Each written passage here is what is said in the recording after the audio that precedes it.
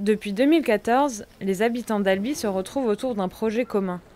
La ville de 52 000 habitants veut devenir autosuffisante au niveau alimentaire. C'est une gageure, un pari un peu fou. Le département du Tarn, qui est un département très agricole, est déjà excédentaire. C'est-à-dire que dans notre département, nous produisons plus que nous ne pouvons consommer.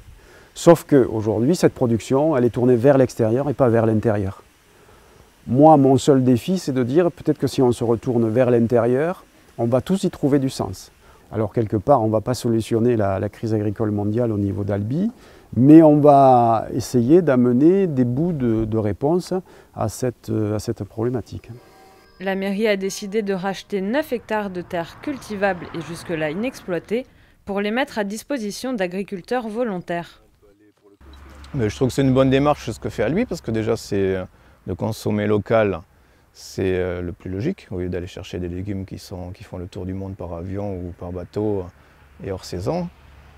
Et après il y a tout le côté, on est plusieurs maraîchers à s'installer sur ce secteur de Canavières. Et il y a tout un dynamisme de groupe pour s'entraider. Un beau petit ver de terre.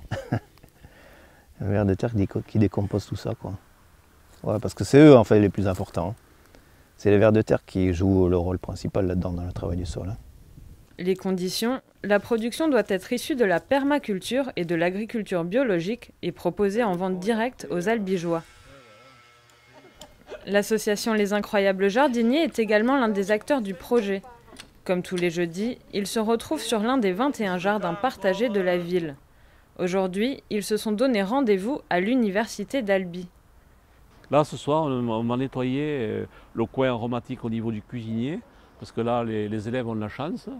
Depuis qu'on est là, ils ont des plats avec des aromatiques que le cuisinier vient cueillir directement sur place. Le but est aussi de proposer des fruits et légumes en libre service et en bas de chez soi. C'est l'idée d'aller vers une consommation locale de notre nourriture. Parce que tout le monde sait que les meilleurs légumes et les meilleurs fruits sont ceux qui ont poussé près de chez vous. Jardins partagés et agriculture urbaine ont pour objectif de favoriser les circuits courts. La ville d'Albi espère atteindre l'autosuffisance alimentaire en 2020.